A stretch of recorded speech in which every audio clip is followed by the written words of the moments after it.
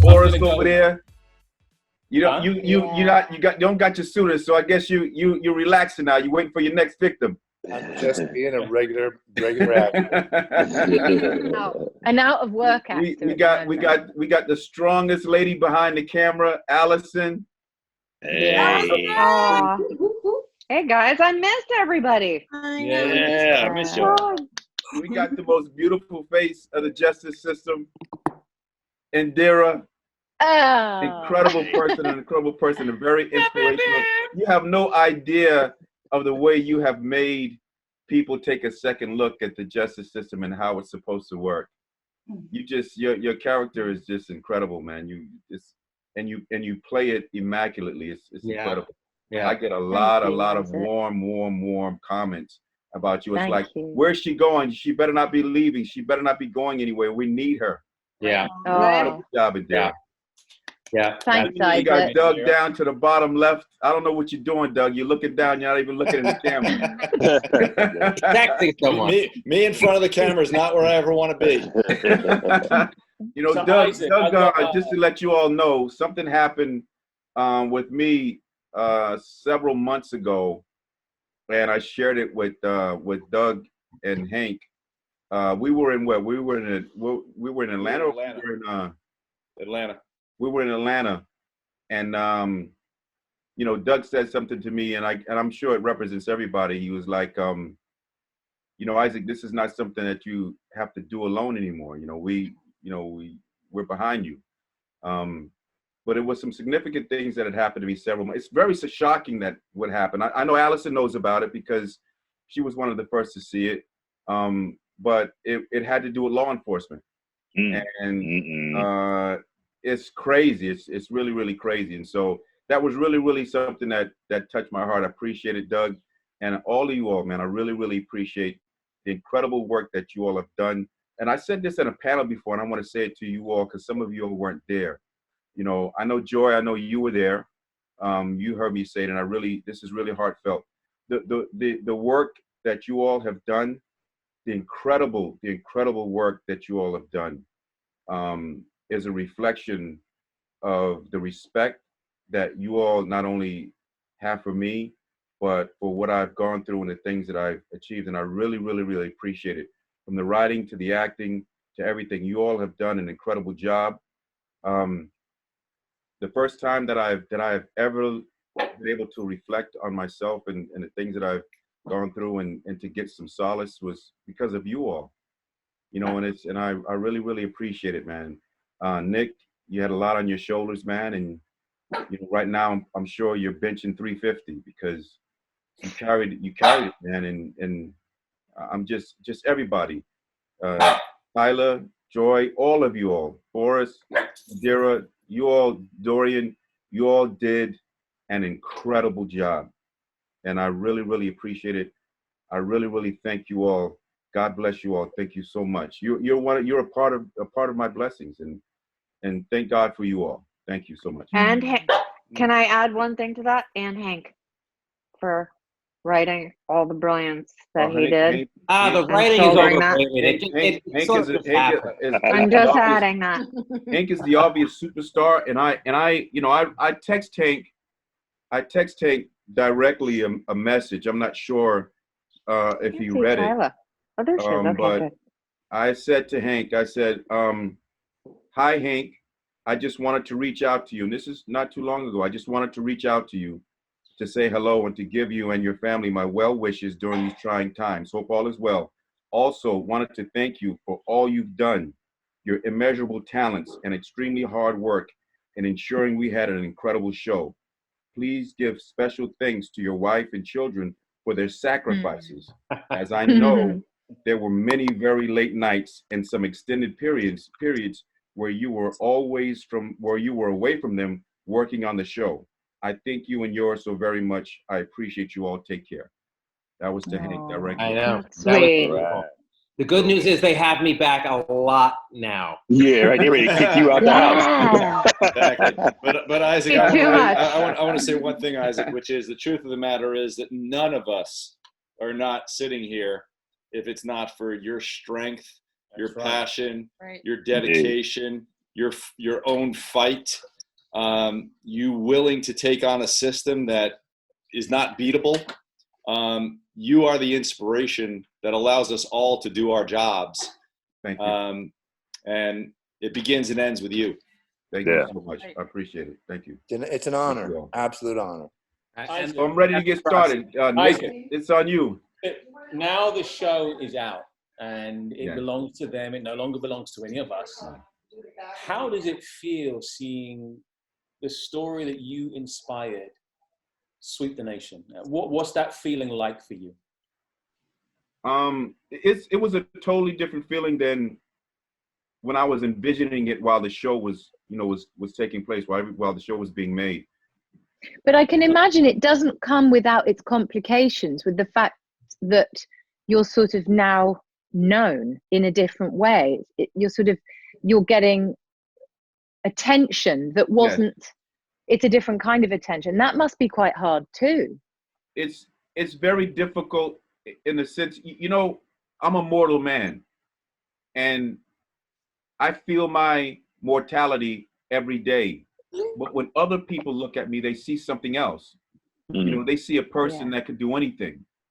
And so it's a challenging thing to be in a position to have to navigate through this experience where everybody is expecting you to make miracles, to work miracles. And so, and the thing is that with the justice system, the only way that you can get fairness is actually through miracles. That's the only way it's going to happen. Once you're ensnared in that situation, only a miracle worker can move you past that successfully, especially if you're someone who is innocent or someone who's facing more time than you should. And so that challenge in and of itself, the challenge of me living as a mortal man, but being viewed as someone who is immortal, it's a very, very heavy burden to carry. It's a huge, huge burden.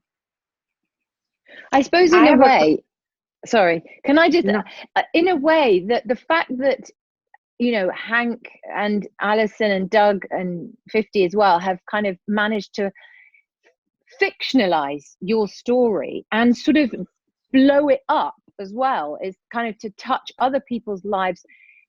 It's not taking the pressure off you or the burden off you, but it's hopefully fictionalizing something is going to take it a little bit away from you. Do you know what I mean? Well, I understand it. And logically, you're right, but in practice, it doesn't work that way. Yeah, no. In practice, when they see Aaron, they see me. Yeah.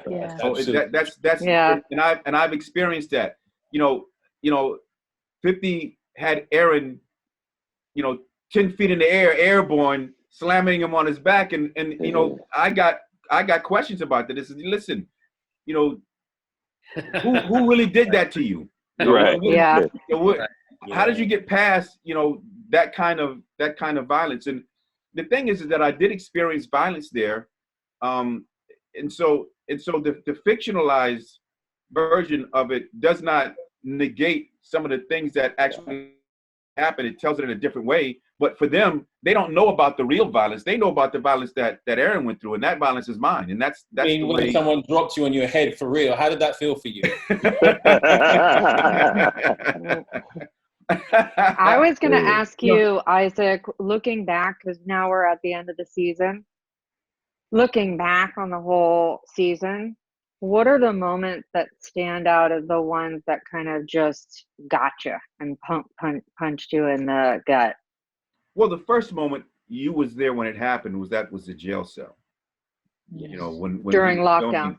Filming, when we were filming, and I was the producers' monitors was inside the cell, and they closed the door on us. That was really. That was during the pilot, right? That was during when we were doing the pilot. And then.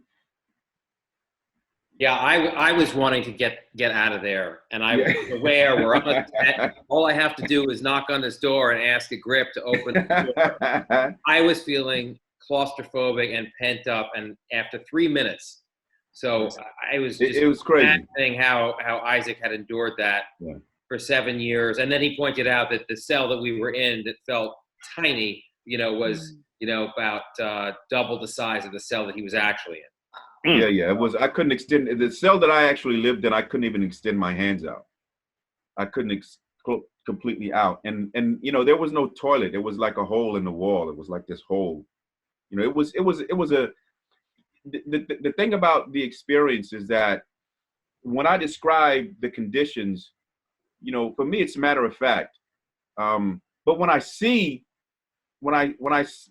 back and I watch the series and I see Aaron going through some of the things that I went through, and I realize how bad, it was then. But you get immune when you live a certain way, and you survive it. It's because you triggered something inside you to adapt to that situation, or you're going to lose your mind. You're not going to survive it. And so it becomes not only normal, but its flavor is gone. It's a dull moment. It's like, okay, I have to use the bathroom in a hole in the back of a cell, and I got to cover it up to keep the stench from coming in from the other cells. Oh, no big deal. That's what I do every day. But now I sit back and I see him, in solitary, and he's balled in the corner, and he's pacing back and forth. And I'm like, I hurt for myself. I hurt for myself. There was another very serious moment with Jose. The moment when the girl, I forgot her name, when she broke. Molly. When she broke it, she decided to tell the truth. And the thing is that that moment was very, very, it was very explosive to me emotionally because of what Aaron had to do to get that. It took me back to what I had to do to get where I was. And for me, in that moment, I was just moving through a process that was made difficult for me. And I had to think in ways that other people weren't thinking to make it happen. But for me, that was in a matter of fact situation. It was something I had to do, it was in front of me, and I had to find a way to achieve what I need to achieve, and I did. But when I saw the actual risks that Aaron was taking, and the result of those risks, it was so real in the sense of the only people that are really able to do that is the government. The only people that are able to cheat to win is the government. And so Aaron was in a position where he had to cheat to win. And he could have lost on not only the huge risk that I was taking, but how insane I was thinking at the time, but how normal that insanity was to me at the time. Right. I was thinking completely insane. But when I go back to that moment in time, it was completely normal to me. It was the only way you were going to do it. It was the only way you were going to be able to get out of it. Yeah. So wow. You find that you have like a little bit of post-traumatic syndrome disorder or whatever, PTSD is, like, you know what I'm saying, is trying to function in the real world, or not the real world, the outside world, after having to survive there. Do you find that there's like a little bit of remnants of that from the time to time? It's hard for me to describe. That's a very complex question for me personally. And the reason is because it's something that has to be identifiable. It could be something, let's say, for example, when I walk into a courtroom today,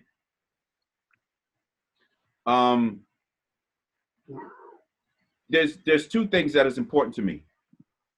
One is trying to make it go away with the least amount of resistance, the least amount of, fight that I possibly can.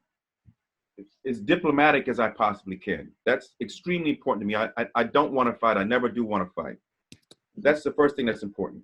The very next thing that's important to me is that when I am forced to fight, I feel the need to annihilate utterly. There's this thing in me that, okay, you forced me to fight. Now I'm going to eviscerate you without mercy. And there's nothing that's going to stop me. And when I'm finished done with you, I'm going to make sure that I check your breath. And I'm saying that to say that I don't know if I would have carried that same disposition when confronted with adversity if I never went to prison. Right. These things didn't happen to me.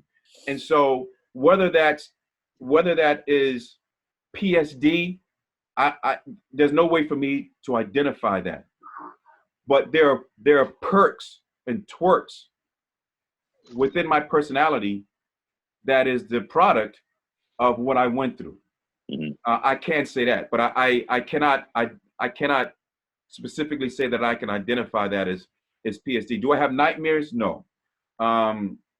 Do I get shaken up because I've experienced certain things? No. None of those things happen to me. But do I have a certain kind of personality that is on and off? Like if you flick this switch, I'm a totally different person. Yes, and that usually happens inside of a courtroom. That happens within an environment that was the worst experience in my life. It doesn't happen in my everyday engagement with people. It happens in a certain area of my life when I am engaging the other side and I have a life that's looking to me to protect it. Do you find that you're wary of people and less trusting and walking around in the world with that same level of vigilance that you had in prison, of constantly assessing what's going on here, who can I trust, how can I get worked over here? Yes. Do you find that? Yeah, that's you know, and this is another thing about my personality that I would say I'm a chameleon in the sense that I'm really an introvert. I don't really enjoy being around a lot of people. I don't particularly like a lot of friends. I like special people that are special to me, people that are close to me. But I understand there's a need to do that, to engage. And so I choose people that I'm going to trust based on how they interact with me, based on what we're exchanging. And at that point, it's a continued evaluation. It's because remember something, some of the people that was pointing at me on the witness stand were people that I fed. I knew their families. You know, one of the guys, the first time that I met him at a red light or something. I was in a car and he was in a car and he was driving, I think, a BMW or something like that, and I was driving a nice car, and he complimented me on the car and we kept going. And then I met him again at a basketball game at a gym that I was playing basketball, and he came to me and shook my hand again. He says, "Remember me?" And I did remember him, and he says he was hurting. He says, "Listen, man, I'm hurting. They took my car. I lost my job. Da da da. You know, I know you're in the music business. Can you do this? Can you do this? Can you do that? Can you help me?" And I helped him. I gave him money. I co-signed for a car. You know, we became very close. He came over my house. He had a key. He came in. He slept, you know, on my floor. If it got late, he was at a club at night. He didn't want to drive all the way home. He'd come up my house and he slept on my floor. And he was the first one on the stand saying that I was his boss. And not only did he do that, he was going to other people offering them money to testify against me. This guy, you know, person that I considered was a close friend. And so, you know, one of the things is that the way I was really hurt was a lot based on the people that I considered to be friends. They really hurt me. And so I'm very calculated now in the way I engage people and the way I assess them. And, even in the beginning when I said to you all about how I felt about what you all did, that was important to me because that's a rarity for me. It's rare for me to have a group of people, not just one, but a group of people through their actions. They don't have to say anything to me, but through their actions, show me how much they respect and how much they appreciate who I am as a man and what I've gone through and what I've done. So those things are very important to me. They're close to my heart, and I hold on to that because I know that's rare. Well, you're inspired based on how true, how real did somebody like Cassius Dawkins flip you onto your head, is not really in the end the point, but the hours that I spent with you, so many hours that I spent with you during the pilot when I was figuring out how to tell the story, and I just talking to you and understanding what you experienced. I mean, you educated me first of all about what is it even like to be in a prison, because that's not something I've even remotely experienced. Just the politics and what it's like, and the psyche that you have to have. And the essence of you and what I understood you had to go through, and how you had to become a different kind of person, and how you had to become a chameleon. All those things, the things that you lost on the outside, they are all in Aaron Wallace. Some very specifically, like the first thing you said to me was, I'm a prison paralegal, but I have a code, and the one thing I will do is never rat. I can never rat. And you said to me, you can make up anything else you want, and I'll be cool with it, but that's a line you can't have. And first of all, I respected that as you. That would be so important to you. But then it also became self-evident to me that would be a great thing for the character of Aaron Wallace to have as his code, both for his own integrity and also to survive inside the prison. So those things were very literal, that you said to me. And then there are many other things that are just unconscious and just part of Aaron because of everything that I absorbed from who you are, and that kind of Terminator thing of moving forward. And there's almost no moment in an episode of this season where Aaron is not aggressive, either moving forward, or putting something into action. Well, it won't be a spoiler because this is going to be seen after the finale. So, the one moment in the whole season in the finale when we see him at rest is, that one moment where he's sleeping right before the end. But that's part of, I think what you told me is that you just never kept your eye off the ball. It was part of your survival mechanism is if I'm not moving forward like a shark, then I'm going to die in here. Right. That's right.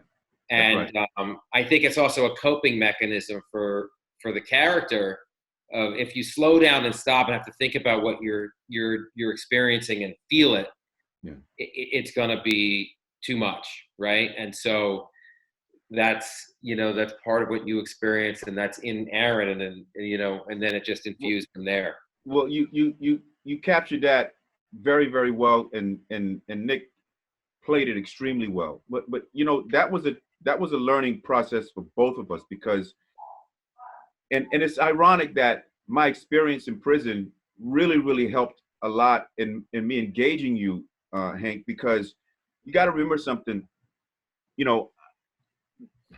Coming to see you, a person that has a story, I have my own ideas, and with any person would have that. It's not something that you're writing. It's actually about them, and that time that we spent together, I understood very, very quickly the importance of not only your need for creativity, but the freedom to be creative in moving this story forward and creating a masterpiece. And so one of the things that helped in that, and I can be real honest, is that, when there was something that I said, I'm sure all of y'all have heard me say it before, is that I had to become, there was, you know, there's this emotional baggage that you have when someone's wronging you. I mean, if you get into just a disagreement with another person and that person has wronged you, you know, there's a lot of reason that goes out of the window when you're angry and when you're emotional. Yeah. And so, you know, going through me being able to represent myself, you know, knowing how much I've been wronged and experiencing all the collateral damage that was associated with that, the emotional part of it, I had to find a way to handle it because it was really, really in the way of everything that I did, even the way I thought, the way I was writing. I had to do something very, very drastic. And that means I had to cut a switch off and step outside of myself and be somebody detached from what I was going through emotionally so I can focus. That allowed me, when I met you, that allowed me to set aside what I went through and to listen to what you were saying to me. And so while you know, this was a very tragic thing that I went through, I mean, I can just go down the list of positive things that came out of it, including For Life, specifically because you were allowed to be you. You were allowed to take the juices and the creativity and all that good that you had churning inside you and create this masterpiece. And so, you know, I learned, you taught me a lot about what was needed in that respect, what you needed to do, what you needed from me. And, you know, it was like, okay, listen, man, I ain't got no problem following the master. You was the one that was going to do this, and that's what it was. And at the end of the day, you were at the head of something really big, and all these guys, Joy, Dorian, Nicholas, Tyler, Adira, they were a part of that snow collected as the snowball was rolling down that hill. You know, and so it's just, you know, God, you could see God. And when you look at this and you look at everything that could have gone wrong, and I know Allison and Doug, and I think you too, Hank, there were things behind the scenes that, you know, there was flickers here and fires over there that had, I mean, when you look at all the things that could have gone wrong, but they didn't, for us to come to this point, you know, you got to lay that in the hands of God.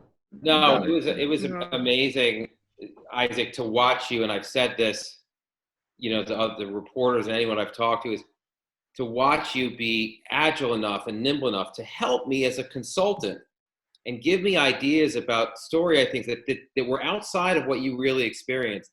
Because you know, this isn't my first rodeo. Like the first show I did, Without a Trace, we had FBI consultants because that was the world it was in. Another show I did, Last Ship, we had Navy consultants. And it wasn't even about their own lives. It was just about the institutions that they represented. And you couldn't believe how rigid they would be. I would try to move a little bit outside. And, you know, I know it's personal to you in that, okay, you've been in this institute, but to compare that to how agile, how open you were about something that was your personal life. And I mean, that, you know, people know famously about all the people that have been kicked off of sets of movies, you know, about, you know, Jake LaMotta, they kicked him off of the set of Raging Bull because, like, Scorsese was like, I'm trying to make a movie here and I'm not, you know, the other thing. And, you know, and this is, you know, it's your agility in yourself to see what's going to be of value and to make those switches. That's been, you know, incredible. You've always been such an asset, you know, when we had a story thing we wanted to fix, or right. And you know, I was not counting on that. You know, I was counting on the more of the Jake, you know, at the beginning of right. What's it going to be like to adapt a person's real life, and not just in a 2-hour movie where it's kind of contained and you can kind of know what their life is, but it's going to be 100 episodes and you're going to have to go well outside of what the person's experience was. Right. And so that was amazing. So I've got everybody in these little boxes. So I'm going to go around one by one. I just want to know what moments throughout the season so far have touched you and why. So I'll start with Joy. I'll have to say it was definitely the Marie episode. I don't know why. Just was. I mean, every day, every scene, she was either crying, about to cry, almost cried, just haven't cried, heavy, heavy, heavy. Yeah. But that Is was there one thing that sticks out though? well, I'm getting to that. Okay. But it was the most fun I had all season. I mean, I had fun all season, but I mean, I was laughing every day. The crew was awesome. And I mean, I just really had a great experience filming that episode with everyone. And of that episode, the moment that I don't know, kind of stuck with me the most was the vomit scene in the bathroom. One, because I know where it was originally, like what inspired that moment was a piece of Sinead's life, and what she endured in a similar experience. But I don't know. I don't know. I just thought it was like I got really hungry after that scene, and it was so weird. I don't know. I just really enjoyed vomiting in a toilet, sort of. I don't know. Okay, yeah. Okay. Hank, you're next in the box. My favorite moment of the season on set or On set. What can you remember on set? What was memorable for you and why? All right. Well, I'll give one. I mean, getting my kids in the background of the finale when Boris Maskins comes down the stairs and he's won.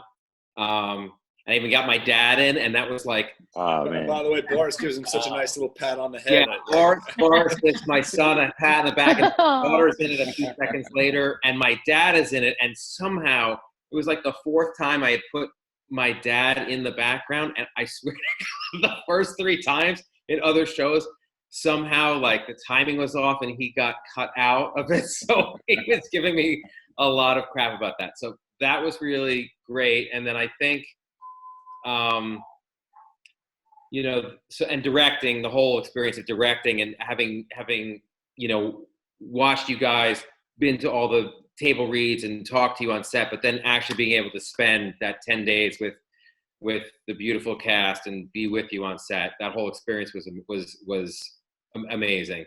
And then I think the moment is from Closing Statement, when Aaron, walks into court with Sophia's voiceover that she's sacrificed herself and traded an important favor to finally, do something for him. And that moment of the two characters conjoining in that way, but not even being able to be in the same space to experience it. I find that was the most moving moment for me. And Dustin O'Halloran did an amazing job with the score in that moment. And it was shot beautifully. And having Aaron see the faces in the gallery, including Darius's face, and then coming up around and O'Reilly, that whole sequence is my favorite sequence of the season, because it brings everything together that we were building for the whole season.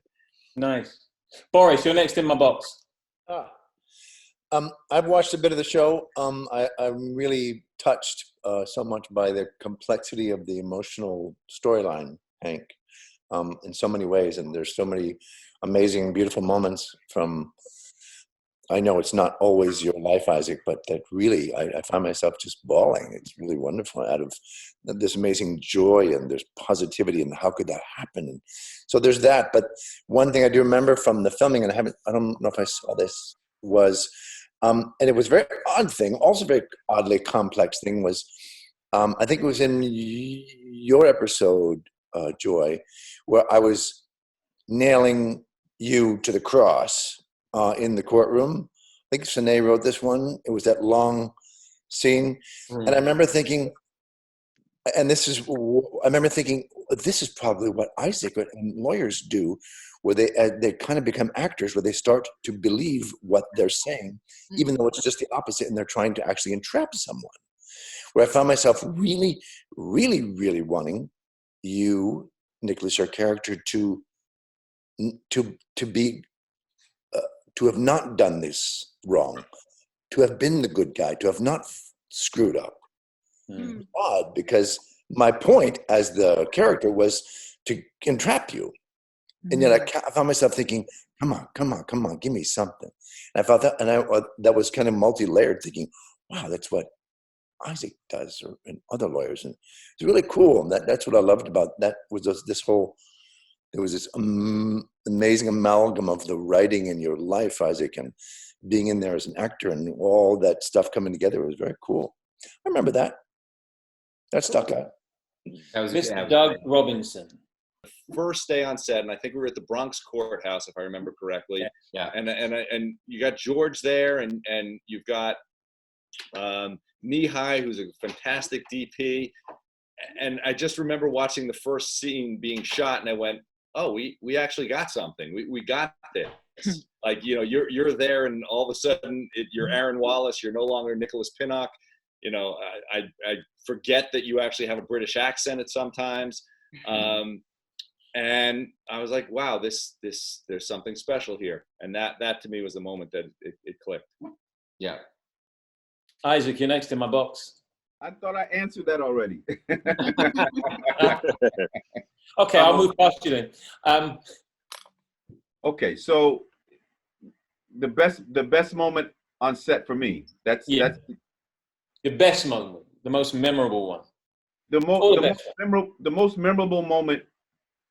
Actually on set for me was literally the first day I was on set, because I'd never done it before.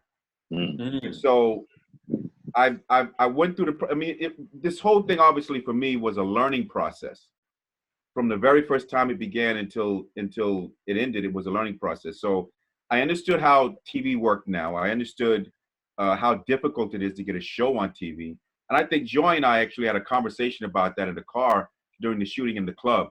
We went for a ride and we were talking about whether the pilot was going to get picked up and things like that. And I was expressing my surprise about how difficult it was for a show to get picked up. And so, you know, I'm going through this learning process. And then boom, I'm on set for the first time. And I'm saying, excuse my language, why the do they need all these people? It had to be 100 people. I couldn't believe it. I was like, I mean, there had people picking up ropes, people picking up wires, people carrying something up. It was incredible. I still say that. Yeah, I mean, it was, you know, so that experience was like, okay.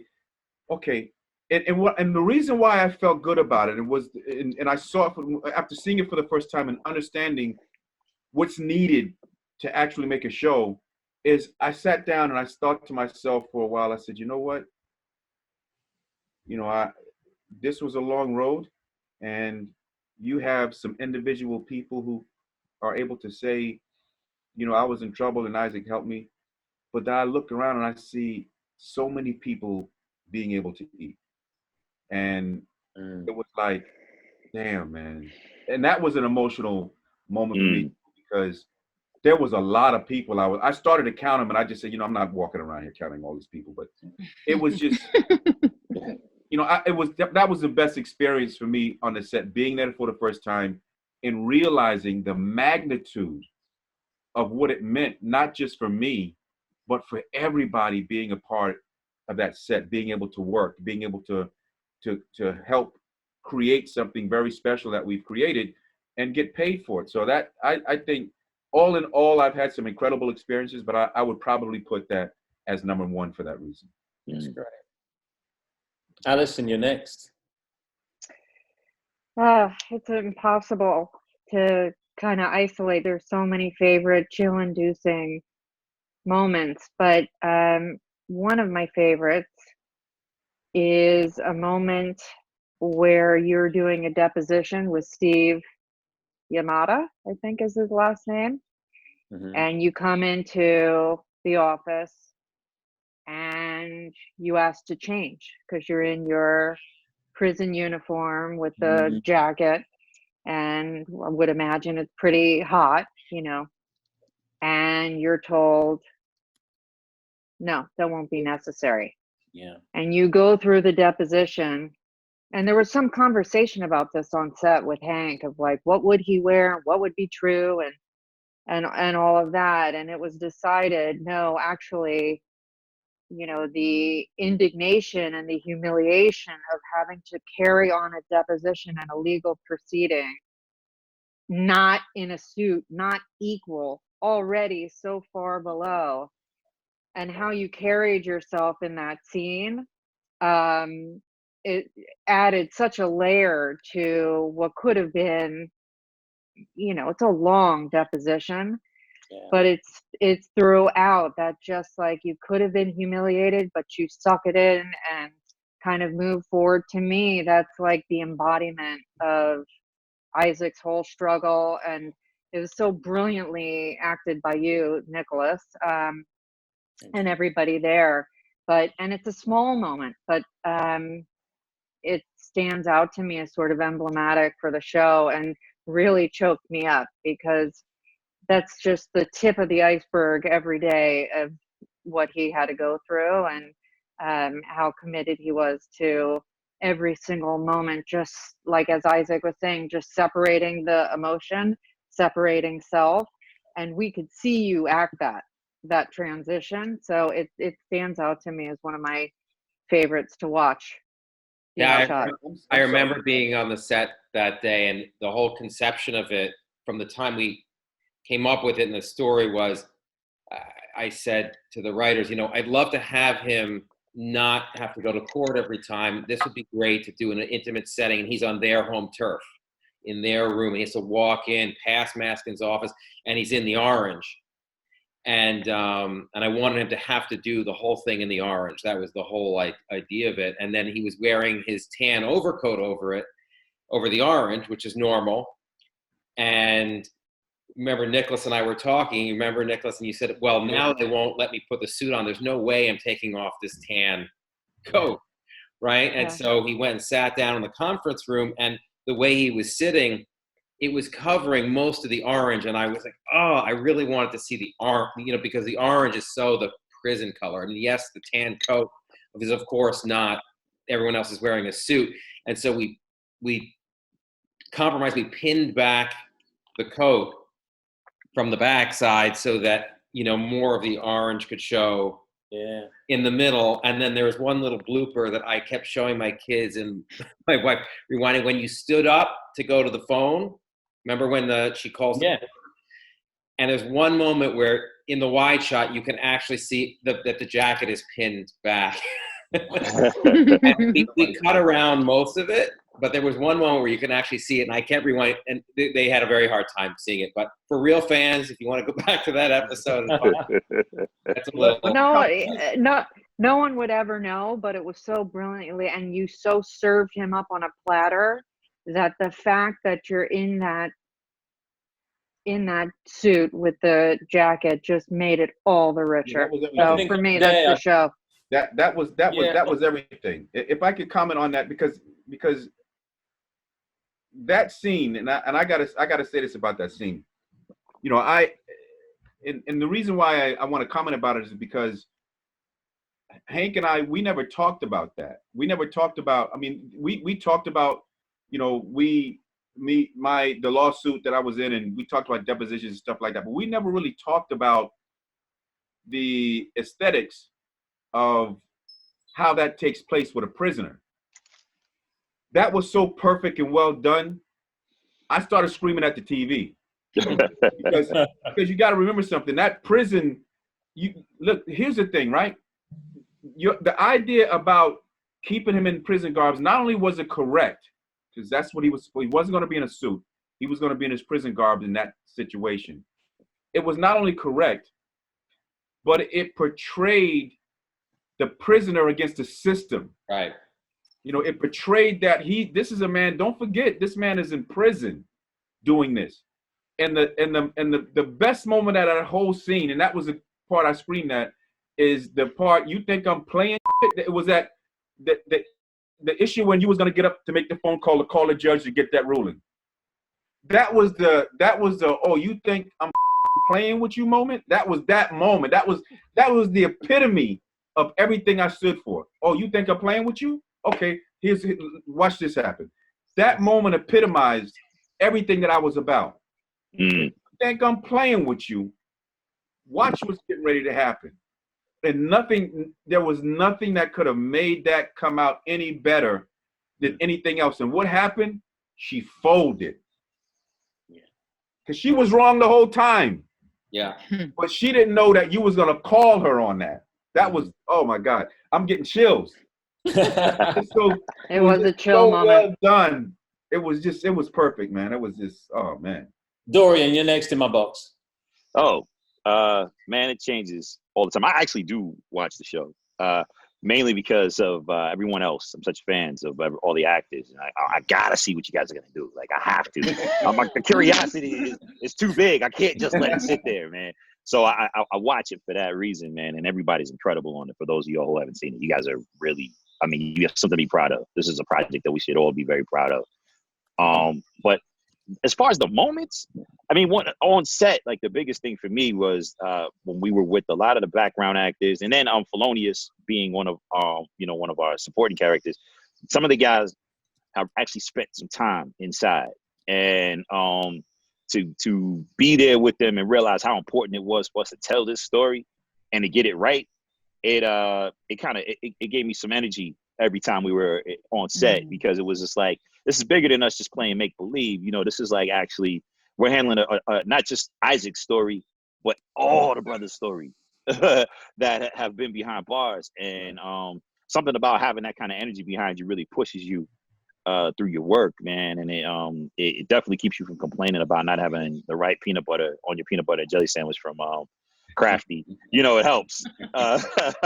You know, you like Dorian, we'll make sure we have it next year for you. Yeah. Yes. I'm more of an almond butter guy, but still. All right, whatever you need.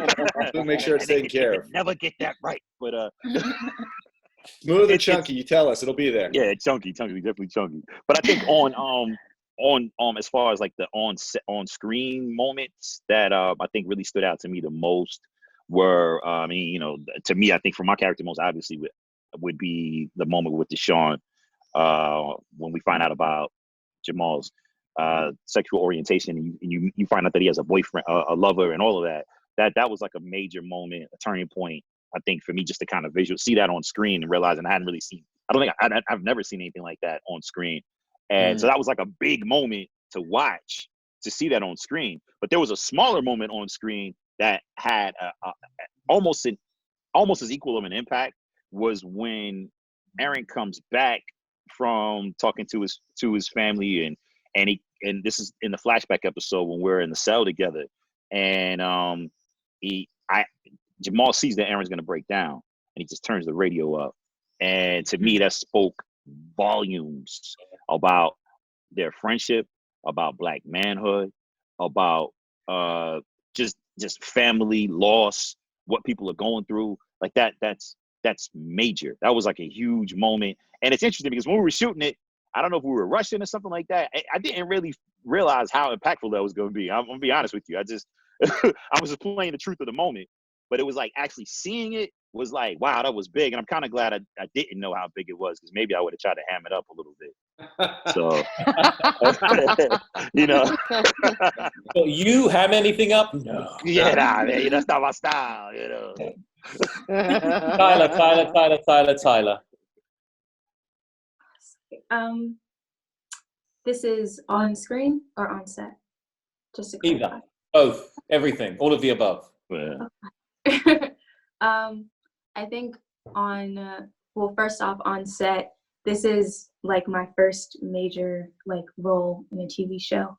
And I've been on another TV show where I was playing a recur, and it was still representing girls in Africa and a real life story. But to be able to be on a show where I can see the person and that this whole story is coming from, it shook me. So I think on set, it was the day of the pilot, just the very first scene. I remember sitting down with Joy and Nick and being like, this is real. This is happening. And then getting so afraid. I was like, am I good enough?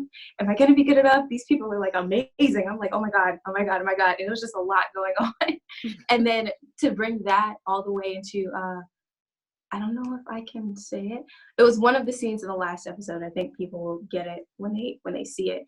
But just to have Joy talking me through that scene, and to like after having that scene and hearing all the feedback from it, I was like, I'm like a real actor now. Like everyone else is a real actor. Like this is crazy. So as far as on set, it was that just seeing like the evolution of like watching myself grow and taking my craft seriously. I was like, wow, like being surrounded by everyone really made me into like a better artist in general, period. So It I'm was just wonderful, grateful for all actually. those guys. It was wonderful seeing how when you started in the pilot, and how episode after episode after episode you just gained confidence and you grew and you the strength. And I believe, if I'm not speaking out of turn, Hank, that the writers could pick up on how much more you could do, and it was just the stuff that was coming was just so much richer, and you were handling it like it was nothing. It was amazing. It was a real joy to see, just to see you grow, on set every episode. It was wonderful, absolutely wonderful. Thank you. Crying tears. So proud. I mean, I think we saw the character is going from a girl to becoming a woman, because she's about to be a mother, and so that probably paralleled, in some way, Absolutely. Isla's experience of coming into herself and gaining that sense of herself and confidence, and that's the way it goes in TV. You kind of consciously and unconsciously pick up on the actors, the character, and it starts to morph a bit, and you start to kind of feel the strengths of the actors, and it kind of, that you guide each other, and that's what's so fun about it. Yeah. And especially like wearing the belly, it really put me in the role, because Right. I even had DPs coming up to me like, you walk like you're pregnant. Like, is everything okay? Like, leave me alone. Let me. So yeah. On screen, it was definitely you getting dropped on your head. That scared me, and it shook me. I was like, wow, this is real. This happens in real life. Yeah, I do my own I stuff. was there, and it was real. Yeah. I was there. It was real. I almost broke character. I was like, yo, it's over. The show's done, man. He's dead. And then, Yeah, I heard about it after. What are you doing? It was fun. I enjoyed he every minute. jumped right back up and was like, let's do it again. And I was like, oh, yeah, this guy is definitely Jamaican. He was a rude boy. Sure, when I next met day? one. Yeah. As a yardie. Indira, you're last in my box. Oh God, I'm nervous now. It's the pressure. Yeah, it's weird, isn't it? It's really difficult. I'm not able to be very succinct. So I feel like having one memory that sort of rings out is tricky for me. So I'm gonna just spout stuff. I'm gonna Just ramble. spout I stuff. mean, I feel quite emotional. I don't think it's the gin and tonic, but I feel like it was such a privilege to be part of, and it was so special for me because I'd done so much work in the UK with prison, in prison, and like whether it was drama work, whether it's working with female prisoners as well. And so it was something that I genuinely feel incredibly passionate about. And then and I loved the script and everything, and then that moment that I knew that it was Isaac's story. I feel bad because I know you probably heard me blah on about all this already, so I'm repeating myself a bit, but I mean, meeting Isaac and actually talking to you, what Dorian was saying, we're not play acting, we're not just sort of being clowns juggling around earning a few bucks. We're actually, I feel that there's a purpose, and we have a role to play in sharing the story. And so suddenly you have this responsibility to tell the truth. And one thing I feel I'm so impressed by you, Isaac, is that you're not, you haven't built a wall. I know you're talking about, you have a switch that you flick in order to deal with loads of different things, but you have an openness and a need to share your experience, which just makes us need to share it too. as truthfully as possible. And maybe because I was playing Sophia and she feels that way too. I felt there was, you know, we have an overlap. We bled a little bit into each other in that respect. I felt like every day I had a duty to get justice done, god damn it, you know. And it was very difficult for her being a woman in this nightmarish what would you call it, Hellhole. system, this prison system, you know. And that was really frustrating. But yeah, so I felt so excited. Every day felt important to me, like Dorian was saying, you know. But then in terms of like, we can't really access it here, so I haven't really watched it. But in terms of the stuff that happens on set, you know, like what Hank was saying, it's about family or whatever, you know, the stuff that you think about, you remember.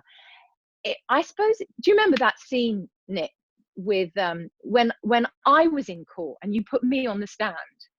Yeah. Yeah. It wasn't even, I didn't even have that much to do, but it was just a laugh That because was great. I just got to do something slightly different, you know. And I think sometimes it's the stuff that's different that you kind of go, oh, this is fun. So sometimes I really enjoyed the family stuff because it was just, I like the idea of not just playing warden, but also, oh look, she's got a family, she's got a life outside of all this, and how do people juggle those different lives, you know. I love that. But then, you know what, I loved our crew. Crew. Yeah. And we used to play these games, word games with them, you know. I've just started a business. Oh yeah, what kind of business? You know, you probably don't know. It's a brilliant game anyway. A word game. But you know, doing stuff like that with the crew, I loved it. You know, every day was fun. It was fun. And it was hard work. It was really hard. Can you hear me? Yeah. We can hear you. It was just great. It was great. The whole thing. It was great to have a Brit around, me and Joy. I mean, our best moments were not really on set, were they? They were like champagne and oysters, darling. Yeah. So we had Your Like- steak fun. free night. And everybody was so lovely. We were blessed with an incredible We really crew, producers, everyone making it, and also some bloody good actors. Mhm. I mean, like a lot of, Yes.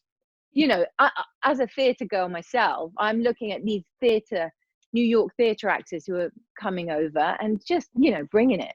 Mhm. Yeah. And I have to say, there's always more. I loved working with Jerome Butler, the dialect coach. I just think I love Jerome. I Yeah. felt like he's amazing. I think he's an He's incredible Juilliard guy. dialect coach. Yeah. Juilliard guy. Yeah. Yeah. Nicholas, you need to answer your own question, turn. my dear. Oh yeah, Oh, yeah. oh, man. okay. Yeah. Yeah. I'm just trying to. I've got so many moments. It's unbelievable. But I think the one that probably stood out the most, which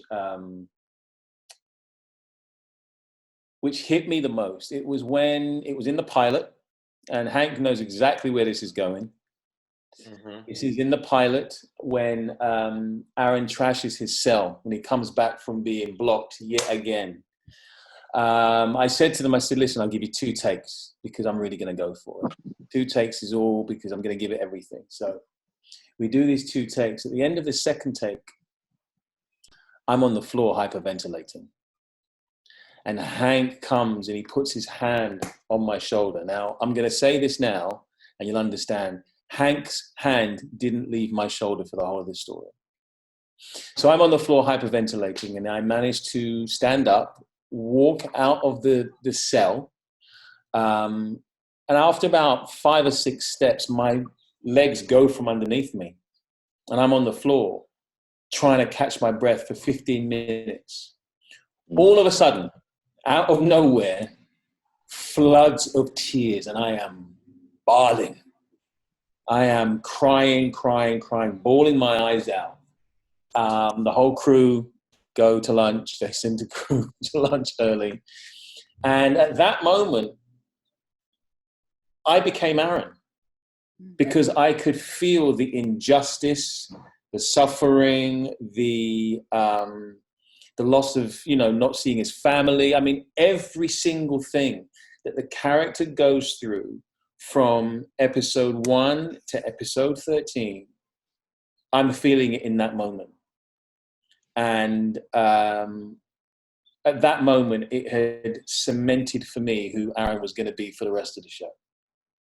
And then, you talk about, the family aspect. George and Hank didn't leave me for that whole process. And, the crew came up to me afterwards and they were like, "Are you okay?" And some people just came and they put their hands on me, and that was it. And so that sense of, the actors in this conversation can understand what I'm talking about. If we feel supported and we feel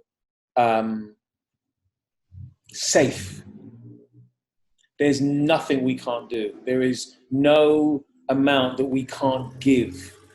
And, at that moment, which carried me right the way through the season, I felt safe and supported and loved. And that allowed the sense of creativity and the choices that we make and, being able to push it, not feel intimidated or self-conscious. None of those things happened because I felt safe. And that, for me, will probably be the highlight of filming, because I knew who he was at that point. And it was, I felt everything. And it was great. It was great. It was a growth for me as a man and as an actor. Wow. Remember that. We do. I do think that we had such a great family in this experience. Like I, just to tag on to that, man. A lot of times when I'm working on these things, especially with television shows, when you're going to be with someone all the time, I don't really try to hang out too much outside of set, just because we spend 12, 13 hours a day. It's not really a thing that I would want to. I don't think anybody would want to do. You know what I'm saying? We have a life. And then, but this is the one time when I was like, yo, I want to kick it with y'all at all times. And, the moment, just add on to it, a moment of really big family to me, a moment was when we started the band. We got a band. Me and Nick. Yeah. And we played at a club one night, and it was like, Joy came, didn't she? I did. It was your birthday. It was my birthday. Yeah. And it was just from us talking about music on set. That's and right. then we get on, and I remember setting up on stage and realizing I'd never heard Nicholas play the drums before. I was like, we might be in trouble. Killed it. He was having some problems with the sound. And then I looked over at the promoter of the show, and I was like, yo, I actually don't know if he can play. It didn't dawn on me. And then he started playing, and I was like, okay, he's dope. He's good. He started getting into it, put his elbows on it all the time. And I looked down to the audience, and I saw Joy, and it was her birthday, and she was with my homegirl Rada, and she was smiling. And I just realized, I was like, yo, we've created a family here, a family of people that I really enjoy being around, man. And I got pretty drunk that night. Nicholas told me I told him I loved him 100 times, but it was like my real feeling. It's okay. I love you too. Yeah, those are my real feelings. I think we have to wrap up soon, but I've still got a couple of questions, so I'm going to ask them anyway. What lines from the show are memorable for you? Hard work and goodwill. That's something that people say to me on the street all the time. I was That's the gonna say one. that. Yeah. That is an iconic line. I think that's universal. That's a universal line. Yeah. I Any think others? also the line when you're talking with Hassan, and he's not Hassan, Hassan's brother in court, and you're asking him to help you, and he said, "Well, you should have thought about that." And he said, "Before what? I decided to be black in America. Yeah, I decided Yeah. to be black in America." That good punch is a in the good gut, and I think about that all the time with every episode, especially today with what's going on Every in the day. background. Yeah. Any more? I have two. Oh, go ahead. One is You're Mine Now from Mr. 50.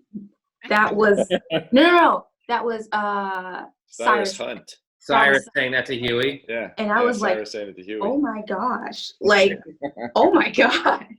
And then the other one is My Name is Aaron Wallace, and I'd like to give my opening statement. Because I was I remember screaming at my TV like, yes. And I'm like, oh, I already read the script, but yes. Yeah, that was, I love that line too. I mean, we worked backward in the writer's room from that line. You know, we were breaking it. It was like, I know that's going to be the end. He's going to finally walk in. He's going to say that. And then I loved the irony of calling the episode closing statement, because it's Sophia's closing statement as she leaves. And her closing statement is, I believe in something and it's going to be bigger than me. And maybe my job for this day is to pass the baton. And there was that confluence, and the end of the run for her, but launching Aaron at the beginning of the thing for him, that for me was one of the moments that got me too. I've watched pretty much all of the trailers, and one that stuck out for me was when I can't remember which episode. I think it was in Joy's episode, where you are outside talking to Earl, your father, and you say how much you love him, and you've always, and it was just, that hit me something hard. Really, yeah, it was a really, really powerful moment when you were just like, you know, this, it's almost like, I don't know whether it was a realization for her, because I didn't see the episode, or whether it was she was telling her father this for the first time, or she was realizing it in that moment for the first time. But it was just something about it. Just something about it. Really, beautiful. kind of, you know, you went, wow, this is a, you know, there's the undercurrent of a love story within everything. And that, you know, you would imagine it would get lost within the essence of prison and law, but it was so deep rooted that she was telling her father this thing and really kind of standing up for herself and for love and for Aaron. It was great. Mm-hmm. Yeah, really wonderful. You all have covered basically most of the lines that I love, but there's one other that I think is of note because of how powerful it was from a family standpoint, and what it actually meant for me personally, viewing some of the destruction that occurred on the other side. And that was the line that was said by Foster's father when he came home, and he said, listen, I know we didn't have the best relationship, but all I had was my name. Yeah. And you took that from me. That was, that was powerful. That was crushing. powerful. Crushing. So I gotta say, I slightly borrowed that from one of my favorite movies called Quiz Show. Yeah. There's a great moment between Ralph Fiennes and his father, when his father says something about "you have my name" or something like that, and I twisted. that was powerful, man. I mean, that really hit me, because at the end of the day, you know, when you make certain moves, you need to have the foresight to understand that it could come back at you. And if it comes back at you at the same force that you're giving it out, you got a problem. And that really came back at him. I mean, obviously, you know, he took his life on the show, but that last beyond his life, that was crazy. That was really, I like that. That was a really powerful line. Yeah. I mean, he's not here, but how great was Glenn all season? I mean, amazing. Yeah. I've actually never seen him do anything that wasn't amazing. Yeah, he's the beast. Everything he's done, everything I've ever seen him in, he's just been incredible. Yeah, no, it's painful to you know, have to write the end of a character who is a great character and who is embodied by such a brilliant actor. And you know, whenever you have to have that conversation with an actor, you know, sometimes sometimes you're letting them off easy and saying it's just the end of the road for the character, but really you're not that thrilled with the performance. and they know that whether they've been brilliant or they've not been brilliant, they're going to get that conversation, you know. So, you know, I pulled him aside on the day to say, you know, the character's just naturally coming to an end, and this story is coming to an end. And we've been debating it for 2 weeks, and how could we possibly keep him and reconstitute him if he makes it through this? And, you know, even Glenn said, yeah, I don't see what the character would do next. And he was very, very gracious about it. But it's still painful to watch him you know, I hated to see him go. Actually, Mark, and then He was know so that he's sad. not going to be back. Yeah.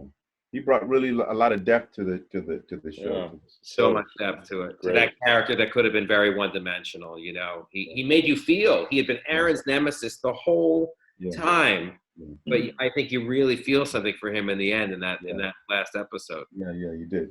That played itself out very, very well. It was heartfelt, actually. Even though he was the bad guy, Yeah. literally the way it was written, the way it was played out, you felt for him. Is there anything, each of us have to say something, I guess, or if you want to, anything you want the people watching this to, anything you want to say to them? Joy? I'm gonna go last. Hank? Anybody who's watching, thank you. And, be emotionally engaged, keep your thinking caps on, lean in and, tell your friends. Boris? I've actually never been so honored to play the bad guy, Isaac. And I really mean that. I have loved coming to work to do this show because, as Indira was saying, I wanted to add on when she was saying, but she just said it so well. Even I'm on the nemesis side. It's just been such a joy to come to work and get it right because we all want to tell the story so well for you and for the world to see it. And now, as you once said, to see it expanded to have millions of people. So anyway, that's what I want to say. Happy, so happy to do it. Doug? As a producer, you start out with a notion, and I was lucky enough to meet Isaac through 50, and you hope things come together in a way that you can be proud of.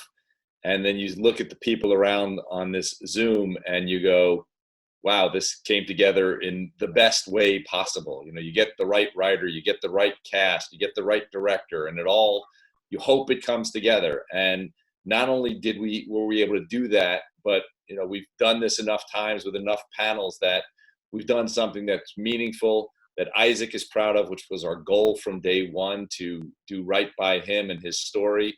And more than anything else, because sometimes these panels get heavy and the subject matter is heavy, but the truth is behind all of this, we have fun doing it, which is the best part of all of it. So it really is, as a producer, it's perfection. Isaac?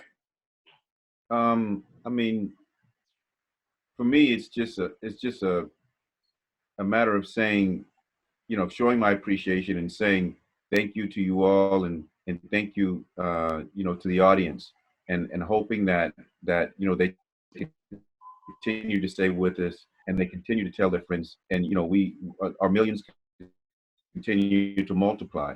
I think that that the show has done very, very well and providing hope and inspiration. And I'm just glad that I'm a part of it, that we're a family, and that the viewers at this point has supported us, and I just ask them to continue to support us. Alison? I would say from the moment we met Hank Isaac, to the moment Hank called and said, guess what? I meditated and I have the first act in my head.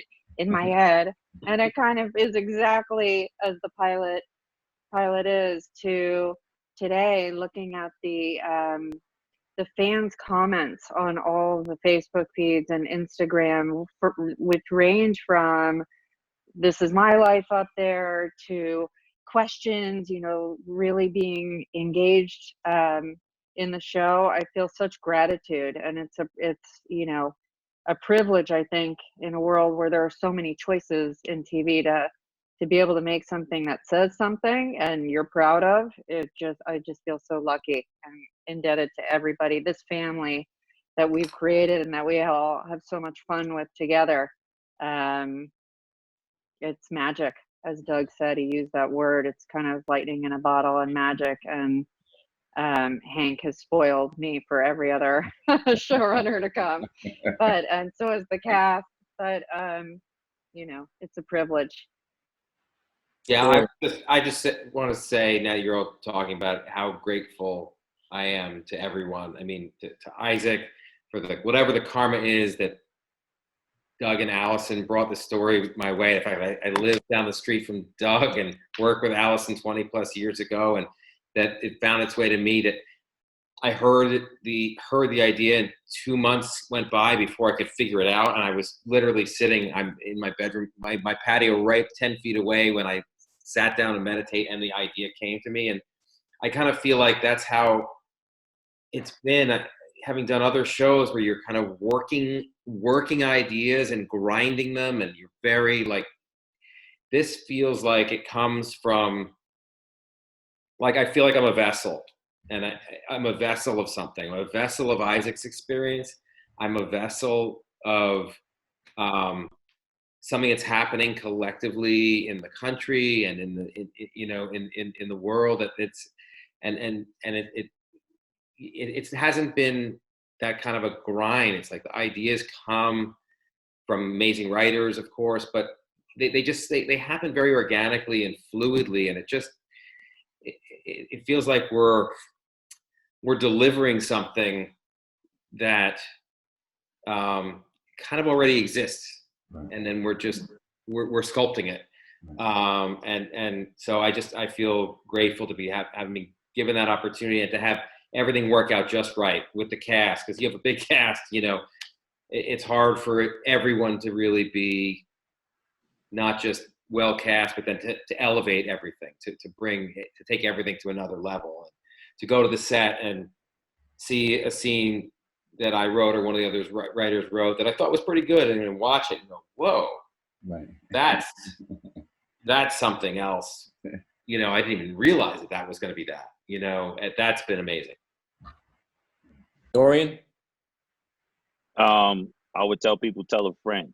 Let's get more eyes. Let's go. I think it's really what we're doing is important, and super entertaining. That's like the big thing, is like people are really linked into the story, and this is unlike anything I've ever been a part of before. With just how engaged the audience is, it's amazing. Just how caught up in the story alone people are, and I think that the important aspect is we're able to kind of bring people into Middle America's living rooms every week that they otherwise wouldn't be able to put a human face on, and to have somebody to see Isaac's experience firsthand, so to speak, as opposed to just reading about it and choosing what they want to know about it.